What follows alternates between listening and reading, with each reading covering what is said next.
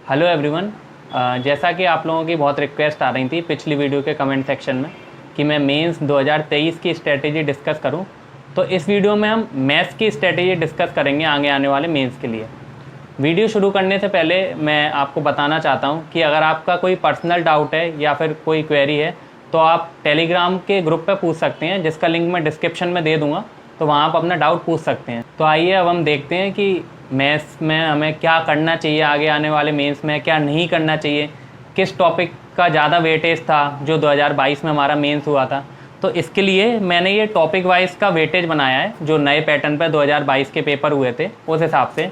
तो इसमें से अगर मैं देखूं तो सबसे ज़्यादा वेटेज जिन दो चैप्टर्स का दिख रहा है मुझे मेंसुरेशन और ज्योमेट्री का दिख रहा है। तो इन टॉपिक्स को तो आप बहुत अच्छे से कर लीजिए। इनके प्रीवियस ईयर क्वेश्चन आप 2-3 बार कर लीजिए, जिनमें आपको डाउट है वो आप एक कॉपी बना लीजिए उन क्वेश्चंस की, उन्हें आप बार बार रिवाइज कीजिए, क्योंकि जो क्वेश्चन एक बार में हो जाता है हमसे वो तो हम एग्ज़ाम में कर देंगे, लेकिन जो मॉक में गलत हो रहा है या पहली बार में हम नहीं कर पा रहे उसके लिए हमें बार बार रिवीजन की ज़रूरत होती है। तो उसके लिए आप नोट्स बना लीजिए। बाकी इस ब्रेकअप में मैं देख पा रहा हूँ कि जो टॉपिक और इम्पॉर्टेंट है मेंसुरेशन और ज्योमेट्री के अलावा, तो profit and loss important topic है। इसके अलावा SICI, रेशियो और स्टैटिस्टिक्स, इनमें से भी क्वेश्चन अच्छे मात्रा में आ रहे हैं, तो आप इन्हें भी कर लीजिए। बाकी एलजेब्रा भी बहुत इंपॉर्टेंट है इनमें से।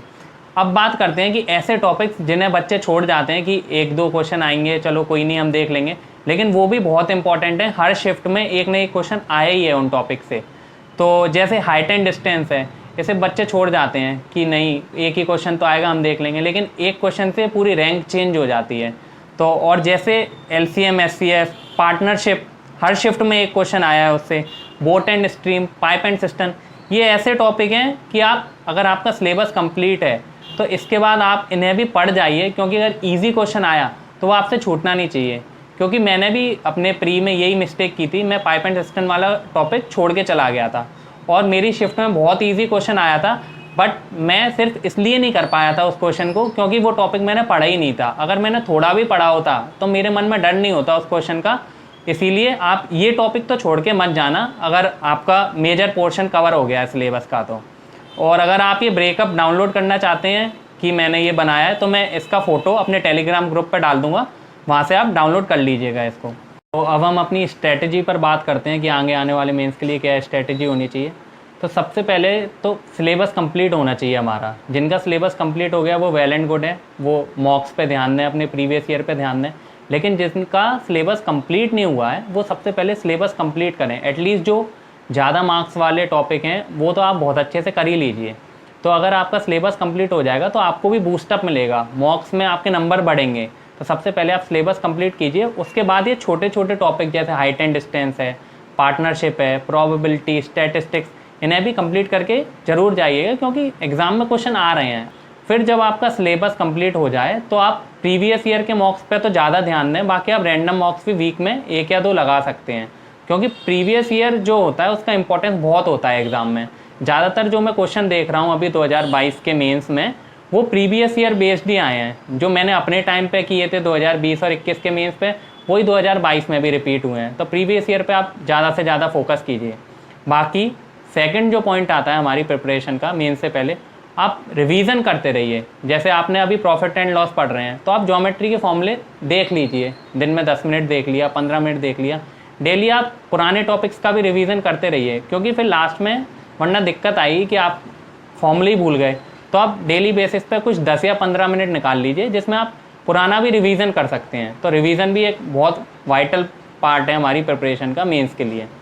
अब तीसरा पार्ट जो आता है वो है कैलकुलेशन का। कैलकुलेशन से मतलब मैंने जब प्री देने गया था अपने टाइम पे, तब मुझे कैलकुलेशन थोड़ी वीक थी मेरी, तो मतलब टाइम नहीं बचा पाया था मैं अपने प्री में। फिर जब मेंस में मैंने 3 महीने थे मेरे प्री और मेंस के बीच में, तो मैंने कैलकुलेशन बहुत अच्छे से की थी। डेली आधा घंटा प्रैक्टिस की थी कैलकुलेशन की। तो मेरा मेन एग्ज़ाम में टाइम बच गया था उन क्वेश्चन के लिए जो मुझे आ नहीं रहे थे। तो मैंने टाइम बच गया तो 3-4 नंबर मेरे बढ़ ही गए, 1-2 क्वेश्चन मैंने एक्स्ट्रा कर दिए। तो कैलकुलेशन वाला पार्ट भी बहुत इंपॉर्टेंट है।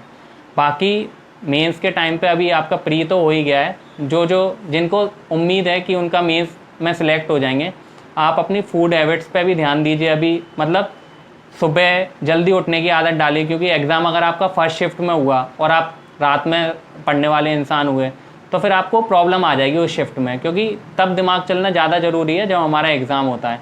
तो थोड़ी थोड़ी अपनी बायोलॉजिकल क्लॉक भी सेट कर लीजिए, उसी हिसाब से सोना और जागना अभी 2-3 महीने के लिए कर लीजिए, जब तक मेंस नहीं हो रहा है डिसिप्लिन से, तो उससे आपको बहुत हेल्प मिलेगी। तो इस वीडियो में इतना ही। बाकी अगर आप कोई भी डाउट है तो आप टेलीग्राम ग्रुप पर पूछ सकते हैं, जिसका लिंक मैं डिस्क्रिप्शन में दे दूँगा। Thank you.